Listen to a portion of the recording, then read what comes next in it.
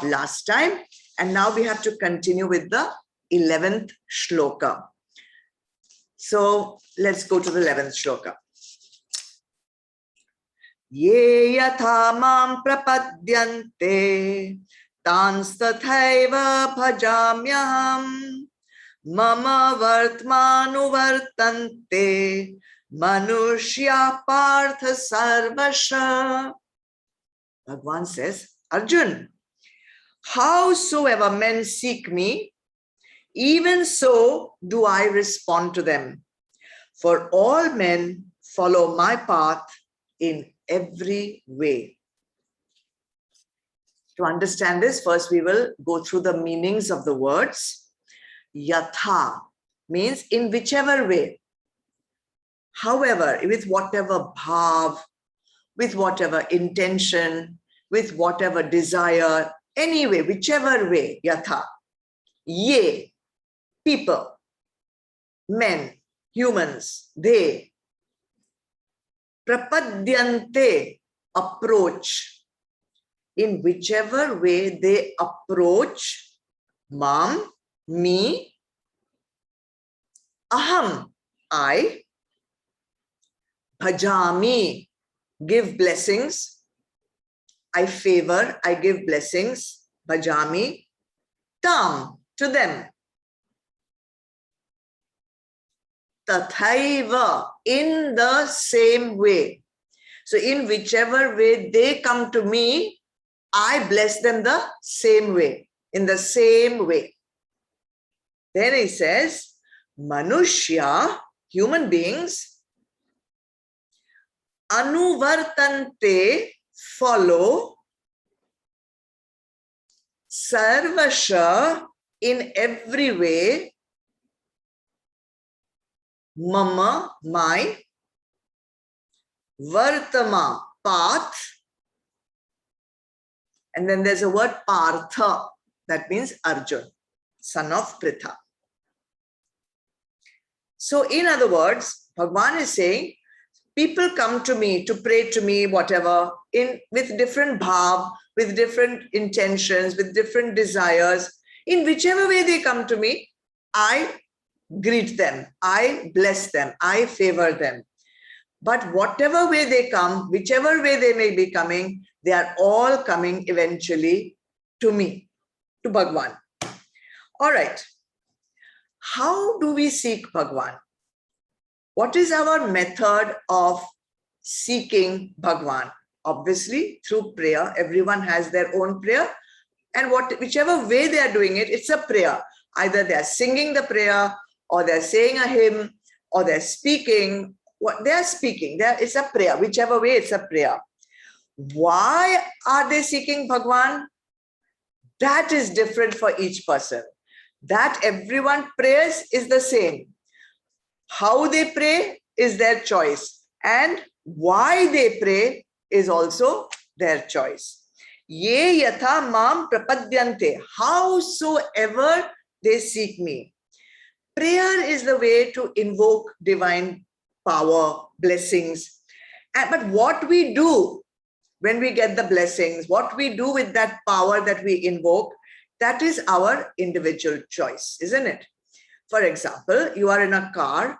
To make the car work, you put some petrol in it, right? So the petrol is the energy, is the power for the car. Now, you can use that car with the petrol to go to your destination if you use it wisely. But if you are, rash, then that same petrol in that car may take you to an accident. So the prayer is there. Bhagwan is blessing you, but how you're using that blessing depends on the final outcome of the prayer. So whatever may be the desire that we pray for, Bhagwan answers our prayers in the same vein, with the same bhav, based on your prarabdha. If your prarabdha, if your karma allows it, it happens. If not, it does not. So when we go for kathas, I remember my Guruji, Swamiji, saying this, that when you come for a satsang, people come for satsangs to get different things. So if you are coming to get knowledge, you will get knowledge. If you are coming just to get some information, you will get information. Depends on what do you want.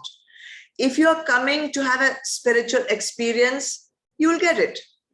If you are coming for sattvic entertainment, you will get that also. And Bhagwan and Swamiji says, if you are coming to the satsangs just to find chappals outside the door, then you will find the chappals also. If you are coming just to get the prasad or the food, then you will get that also. What are you coming for? What are you praying for? What are you invoking that divine power for? You will get that. Bhagwan guarantees that. So in chapter 7, you can look it up, Shloka 16, there Bhagwan has given us 4 different types of bhakts, devotees. So some people pray just for material possessions. Bhagwan, give me my house. Bhagwan, give me my car. Bhagwan, give me a spouse. Bhagwan, give me children. Bhagwan, give me money. Give me this, give me that. So they will go to Bhagwan to ask for worldly material possessions. Nothing wrong, you can ask. It's not a judgment.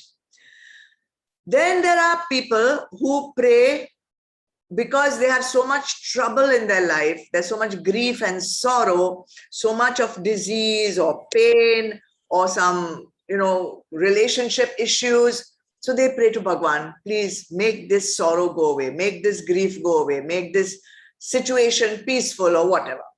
Okay. Then there are people who pray for knowledge. They want knowledge. They want to understand. They want to make themselves, more knowledgeable, maybe of the material knowledge, maybe of spiritual knowledge also. It doesn't matter. So Bhagwan gives that also. And then there are some who will pray, just take me, Bhagwan, in your Sharan. Just, I want to merge with you, Bhagwan. That's all. They only pray for that. So Bhagwan gives that also. So whatever you pray for, whatever the bhav is of the bhakt, Bhagwan simply blesses you to continue with that. So in Vedanta, there is a very nice example that Bhagwan is like one big mirror, like a wall full of mirror. And when you stand in front of a mirror, what will be reflected back is what you are. The mirror cannot add anything. The mirror cannot subtract anything. The mirror will simply reflect your image back to you. In the same way, when the bhakt goes with a bhav towards Bhagwan, Bhagwan simply reflects that bhav back to the bhakt. Okay, simply blesses. Tathastu, so be it. So if you tell Bhagwan, for example, I'm so dukhi, Bhagwan, I'm so fed up, I can't bear this life anymore. And you all should know how you all pray. Then what does Bhagwan say? Tathastu, continue. Okay. But if you go to Bhagwan and say, I'm so grateful, I'm so content, I'm so happy, I'm so blessed, Bhagwan says, Tathastu, continue. Even in sansar, it happens like that, isn't it? When you go in front of a person who is enthusiastic and joyful and happy, then that bhav, that vibration, that happy vibration comes to us also, and we also feel like talking back in a nice way, happy way, joyful way, enthusiastic way. If someone comes like kharus and, grumpy and criticizing and complaining and continuously like morose, then you also feel like the same way. Someone comes angry to you, you feel like retaliating in anger, isn't it? So in the same way, the difference is that humans simply reflect it back to the person. Whereas Bhagwan, he is a mirror. He is simply a witness. Whatever you do is simply says Tathastu, does not give it back in anger, does not give back. He simply blesses you in whatever bhav you have approached Bhagwan. Okay, so giving, will Bhagwan every time give us what we want? No, he just witnesses. Bhagwan is not here to give anything. Bhagwan simply witnesses and blesses your bhav. The law of karma decides whether your begging bowl gets filled up or not. That is left to the law of karma.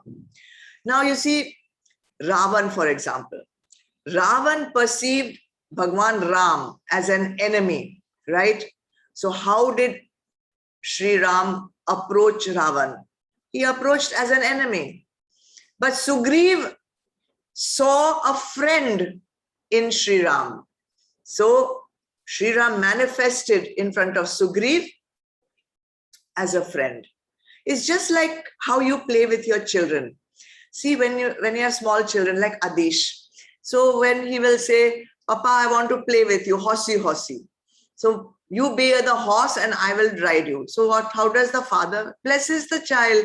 He knows that this child is asking for something. He will become a horse. He will allow the child to sit on his back and he will start making sounds of the horse and he will start walking like a horse, right? So whether Bhagwan is a friend to you, whether Bhagwan is an enemy to you, whether, that is all in the eyes of the perceiver. Neither is Bhagwan a horse, neither Bhagwan is a friend, neither Bhagwan is an enemy, and even the father knows he is not really a horse, right? But he plays along, So in the same way, however the Bhakt approaches Bhagwan, Bhagwan plays along and says, Tathastu. Then Bhagwan says that all men follow my path in every way. Mama vartamanu vartante manushya sarvashaha. We have created different paths according to our gunas, according to the way we feel comfortable. Someone will say, no, karma yoga only is the best way. Someone will say bhakti yoga is the best way. Someone will say gyan yoga. Someone will say hatha yoga. Someone will say raj yoga. Whichever way you walk, whichever path you walk, you are finally going towards that one Paramatma. Whichever path. Whatever other philosophy you may have, whatever other religion, faith, belief system you have, finally it's leading to the same Paramatma, because in Advait Vedanta we believe there is only one Paramatma. There are not hundreds of gods. So whichever way you're going, maybe you're going a wrong route and then you have to take a 180 degrees turn and walk back. Maybe you're taking a long route, maybe you're taking a shortcut. Whichever way you're going, even an atheist, for example, he says, I don't believe in God. When he says, I don't believe in God, he's still accepting that there is a God which he doesn't believe in, right? And he says, I only believe in what is in front of me. I believe in enjoying happiness, pleasure, whatever is here, this in this moment, that's all I believe in. I want to be happy in this moment, right? That's what they will say. But they don't understand that that happiness that they're seeking, that anand which they are seeking, is nothing different from the anand of Sat, Chit, Anand. They don't know it. They don't know it. Therefore, whatever, whether you know it or you don't know it, whether you're going the right way or the wrong way, whether you're holding your nose like this or you want to hold your nose like this, you are finally reaching or going towards that same Sat, Chit, Anand, because there is nothing beyond or other than Sat, Chit, Anand. How to explain this? For example, if the rain is falling, all right? Rain falls anywhere. Some rain may fall directly into the ocean. Some rain may fall in a river and then reach the ocean. Some may fall in a lake, stay stagnant for a while, and eventually reach the ocean. Some may fall on a street and get dirty. Some may go underground. Some may go in a gutter also. But finally, all the water will reach the ocean, which is its source. So whichever way you go, wherever you go, Bhagwan says all men are finally in essence following my path in every way. All right. So does Bhagwan do partiality? Like gives moksha to some only and not to others? No. It depends on the bhav with which you approach Bhagwan. Bhagwan will give you whatever you want so long as your law of karma applying to you allows it. That's it. If we are so full of karma, then the first thing we need to do is make space. Make space for the blessings to come. Get rid of your avguns. Get rid of other small desires that we have. Get rid of our attachments. Then make space for Bhagwan. You know, depending on what is your intention, what is your desire, what do you actually want? Most people don't even know that there is a thing called moksha, which they should want. And even those who know about moksha are not necessarily looking for it. So I remember speaking to someone and I said, what about moksha? And they said, no, I'm not interested in moksha because I want to come back to earth. I have so many things left to do on earth, bungee jumping, this thing, that thing, whatever. I'm not interested in moksha. So everyone's not interested in moksha. So how will Bhagwan grant that wish to you? So many years ago, more than a decade ago, I used to teach one program. And in that program, we used to practice the law of intention. That was all about the book, The Secret, which was a rage at that time. And we used to make people practice this law of intention, and they got a lot of success getting more business, and they got a new house, and they got a new car, and they got whatever it was a business program. So most of the success was about money and business. Many of you are who have done that program are watching this session right now. And then one fine day, this tube light got lit.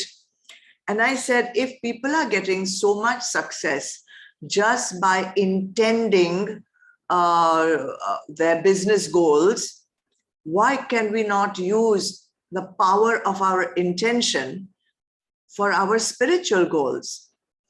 And that's the time my life took a turn. I dropped that program. I stopped teaching it because I was really not interested in making people get more greedy with all their material goals. And that's how I started bring more into the spiritual manifestation of our mumukshutva. So this is what we have to remember. First, what are we praying for? What is our wish? Then Bhagwan is impartial. Bhagwan has no intention to make you choose spirituality or make you choose moksha. He's not interested in that. He's impartial. Whatever you want, Tathastu.